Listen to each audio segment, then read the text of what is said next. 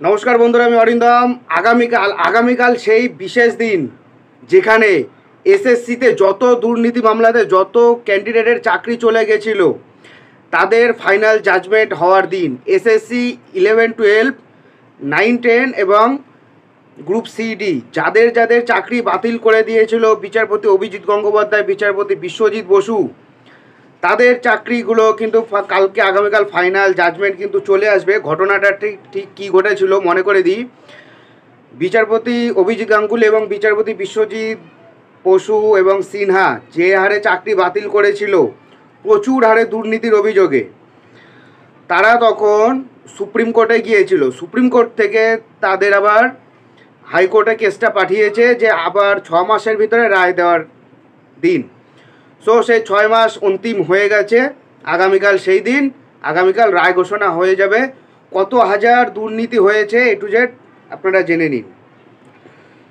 অবশেষে সেই দিন আসতে চলেছে। স্কুল সার্ভিস কমিশনের নিয়োগ দুর্নীতি কাণ্ডে বড় খবর সামনে এলো। সব এসএসসি নিয়োগ দুর্নীতি মামলা রায় দিতে চলেছে কলকাতা হাইকোর্ট। আগামী সোমবার অর্থাৎ আগামীকাল এসএসসি সব নিয়োগ মামলার রায় দেওয়া হবে।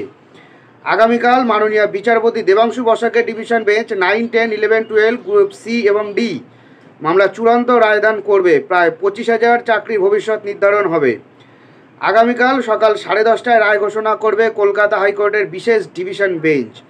24,000-এর বেশি নিয়োগ নিয়ে রায় ঘোষণা করা হবে। একসঙ্গে 350টি মামলার রায় ঘোষণা করবে আদালত।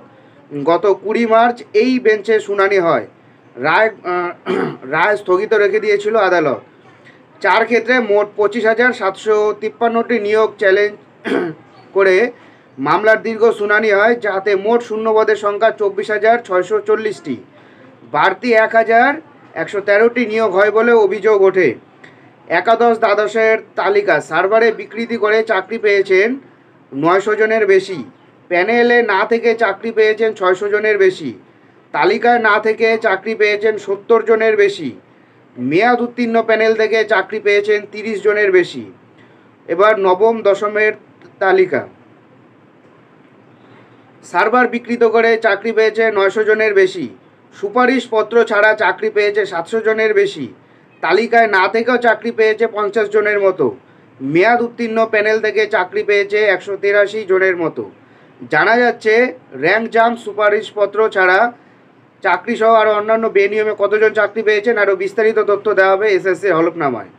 অতিরিক্ত নিয়োগের পরিসংখ্যান অনুযায়ী 2016 সালে নবম দশম শিক্ষক নিয়োগে কমিশনের তরফে 11,425 জনের নিয়োগ সুপারিশ করা হয়েছিল। মোট 12,964টি নিয়োগপত্র দেয় মধ্যশিক্ষা পর্ষদ, অর্থাৎ 1,539 জনের নিয়োগ বাড়তি।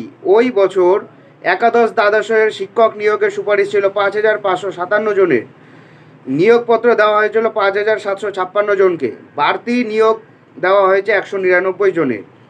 গ্রুপ ডি কর্মীদের ক্ষেত্রে 3,881 জনের নিয়োগ সুপারিশ করেছিল এসএসসি। পর্ষদ 5,550 জনকে নিয়োগপত্র দেয়। 669 জনকে অতিরিক্ত নিয়োগ করা হয়। ওই বছর 2,067 জনকে গ্রুপ সি কর্মী নিয়োগ সুপারিশ করেছিল কমিশন। নিয়োগপত্র পান 2,883 জন, অর্থাৎ বাড়তি নিয়োগ করেছিল 416 জনে। এগুলো ক্যালকুলেশন করে দেখুন, ওই সামথিং 24-25 হাজার করে যাবে। সো আগামীকাল সেই দিন, আগামীকাল সেই বিশেষ দিন। চলুন আমরা দেখব, আশা করি ভালো কিছু হবে। বেকার ছেলেমেয়েরা যারা এতদিন ধরে আন্দোলন করছে তাদের যেন সুবিচার আগামীকাল যেন হয়, এটাই ভগবানের কাছে আমি প্রার্থনা করি। সো বন্ধুরা, এটাই হলো আজকেকার আপডেট। সো এরকম আপডেট পেতে হলে আমাদের চ্যানেল ইউজার অরিন্দমকে সাবস্ক্রাইব করে আমাদের পাশে থাকুন।